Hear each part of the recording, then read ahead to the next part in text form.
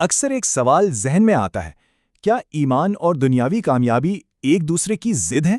آئیے آج ایک ایسے بنیادی اسلامی تصور کو سمجھتے ہیں جو اس رشتے کو بالکل نئے انداز سے پیش کرتا ہے۔ یہ صرف عبادت کی بات نہیں ہے، یہ تو زندگی کے ہر پہلو میں ایکسلنس یعنی کہ کمال حاصل کرنے کا ایک بلو پرنٹ ہے۔ یہ بات اکثر سننے میں آتی ہے کہ مذہب انسان کو کمزور بنا دیتا ہے۔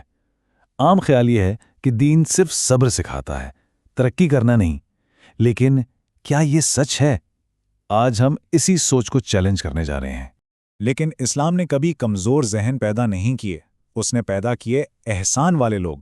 جی ہاں، اس پوری غلط فہمی کا جواب صرف ایک لفظ میں ہے: احسان۔ اسلام کی تاریخ کمزور لوگوں کی نہیں، بلکہ ان افراد کی ہے جنہوں نے اپنے ہر کام کو کمال تک یعنی احسان کے درجے تک پہنچایا۔ تو آئیے سب سے پہلے اس غلط عقیدے کو ہی سمجھتے ہیں۔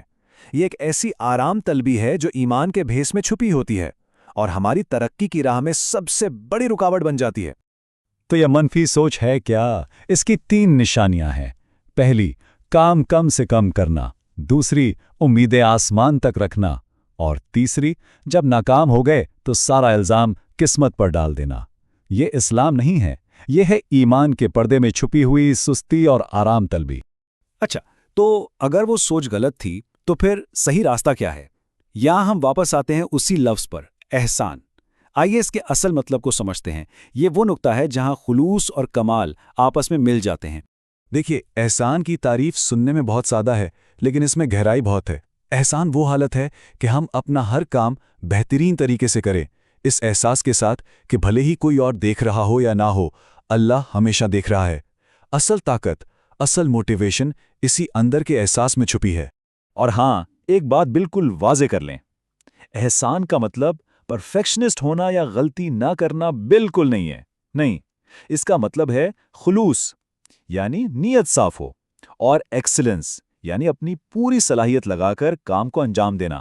چلیں اس کانسیپٹ کو ایک چھوٹی سی کہانی سے سمجھتے ہیں، ایک ایسی کہانی جو ان 2 ذہنیتوں کا فرق بالکل صاف کر دے گی۔ تو یہاں 2 مائنڈ سیٹس کا مقابلہ ہے۔ ایک طرف ہے لاپرواہ ذہنیت، دوسری طرف احسان والی ذہنیت۔ ذرا غور کریں، دونوں نماز پڑھتے ہیں، دونوں دعا کرتے ہیں، لیکن جب پڑھائی کی باری آتی ہے تو ایک بنا ڈسپلن کے پڑھتا ہے اور دوسرا پورے ڈسپلن کے ساتھ۔ ایک کہتا ہے اللہ سنبھال لے گا، جبکہ دوسرا کہتا ہے نہیں، اللہ میری کوشش دیکھ رہا ہے۔ عمل دیکھنے میں ایک جیسا ہے، لیکن سوچ میں زمین آسمان کا فرق ہے۔ اور بس یہی اس کہانی کا سب سے اہم نقطہ ہے۔ عقیدہ ایک ہی ہے، لیکن مائنڈ سیٹ الگ ہے، اور ترقی وہ صرف اسی کو ملتی ہے جس کی کوشش میں احسان شامل ہو۔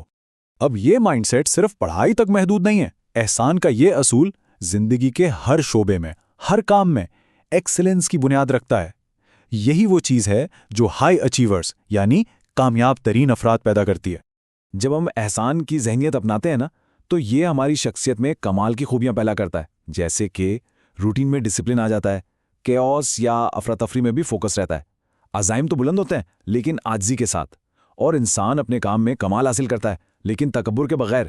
اس سے ایک بات صاف ہوتی ہے، اسلام سٹینڈرڈز کو نیچے نہیں لاتا، یہ ہماری ذمہ داری کو اور بڑھاتا ہے۔ یہ ہم سے کہتا ہے کہ ہر کام کو پورے احساس ذمہ داری اور لگن سے کرو۔ چلیں اب آتے ہیں اس گفتگو کے سب سے اہم حصے پر، ایک ایسی سوچ کی تبدیلی جو اس پورے پیغام کی روح ہے، دی الٹیمیٹ ریفریم۔ ہم اکثر اپنے آپ سے یہ سوال پوچھتے ہیں، کیا یہ پاس ہونے کے لیے کافی ہے؟